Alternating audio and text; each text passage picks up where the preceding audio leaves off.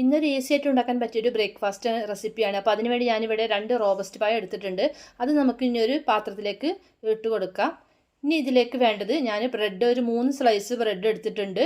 അപ്പോൾ ഇത് ഞാൻ ഒരു 2-3 പേർക്ക് കഴിക്കാൻ പറ്റിയൊരു ബ്രേക്ക്ഫാസ്റ്റ് ആണ് കേട്ടോ. അതിലേക്ക് ഇനി ഞാൻ 2 എഗ്ഗും കൂടി എടുക്കുന്നുണ്ട്. ഇനി നമുക്ക് ഈ എഗ്ഗ് ഈ പഴത്തിൻ്റെ ഈ പാത്രത്തിലേക്ക് ഒന്ന് പൊട്ടിച്ച് വയ്ക്കാം. അതിനുശേഷം നമുക്ക് ഈ പഴം നന്നായിട്ട് ഉടച്ചെടുത്തിട്ട് നമുക്ക് എഗ്ഗും പഴമൊക്കെ നന്നായിട്ട് തന്നെ ഒന്ന് മിക്സ് ചെയ്ത് എടുക്കണം. അപ്പോൾ നമുക്ക് വളരെ എളുപ്പത്തിൽ തന്നെ തയ്യാറാക്കാൻ പറ്റിയൊരു ബ്രേക്ക്ഫാസ്റ്റ് റെസിപ്പിയാണ്. നല്ല ടേസ്റ്റിയുമാണ് കേട്ടോ. കുട്ടികൾക്ക് എന്തായാലും ഇഷ്ടപ്പെടുന്ന ഒരു റെസിപ്പിയാണ്. അപ്പോൾ നമ്മുടെ ഈ എഗ്ഗും അതുപോലെ തന്നെ പഴമൊക്കെ നന്നായിട്ട് മിക്സ് ചെയ്തിട്ടുണ്ട്. ഇനി നമുക്ക് ഈ ബ്രെഡും കൂടി ഇതിലേക്ക് ഇട്ട് കൊടുത്തതിന് ശേഷം ഞാനിവിടെ ഒരു 1/2 കപ്പോളം പാലാണ് ഒഴിച്ച് കൊടുത്തിട്ടുള്ളത്. സാധാരണ നമ്മൾ നോർമൽ പാലാണ് കേട്ടോ, തിളച്ച പാലൊന്നുമല്ല, സാധാരണ നോർമൽ പാലാണ്. അത് ഞാനിതിലേക്ക് ഒഴിച്ച് കൊടുക്കുന്നുണ്ട്.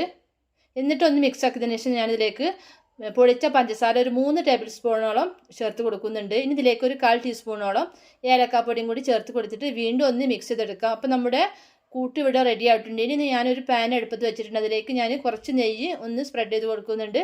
ഇനി ഇതിലേക്ക് ലോ ഫ്ലെയിമിൽ ഇട്ടതിന് ശേഷം നമുക്ക് ഈ മിക്സിൻ്റെ പകുതി ഞാനിതിലേക്ക് ഒഴിച്ച് കൊടുത്തിട്ട് അടച്ച് വെച്ചിട്ട് ഒരു 3 മിനിറ്റ് ആകുമ്പോഴേക്കും നമുക്കിതിൻ്റെ ഒരു ഭാഗം നന്നായിട്ട് തന്നെ വെന്ത് കിട്ടിയിട്ടുണ്ടാകും. ഇനി ഞാനിതൊന്ന് തിരിച്ചിട്ട് കൊടുക്കുന്നുണ്ട്. എന്നിട്ട് 1 മിനിറ്റോളം നമുക്കിതൊന്ന് വേവിച്ചെടുക്കാം കേട്ടോ. അപ്പോൾ നമുക്കിത് 5 മിനിറ്റിന് തന്നെ നമുക്ക് റെഡിയായി കിട്ടുന്ന ഒരു പലഹാരമാണ്. ഈസി ആയിട്ട് അതുപോലെ തന്നെ ടേസ്റ്റി ആയിട്ട് ഉണ്ടാക്കാൻ പറ്റിയ ഒരു അടിപൊളി ബ്രേക്ക്ഫാസ്റ്റ് റെസിപ്പിയാണ്. അപ്പോൾ എല്ലാവരും ഒന്ന് ട്രൈ ചെയ്ത് നോക്കണേ. അപ്പോൾ ഇഷ്ടപ്പെട്ടാൽ നമ്മുടെ വീഡിയോ ഒന്ന് സപ്പോർട്ട് ചെയ്യണേ.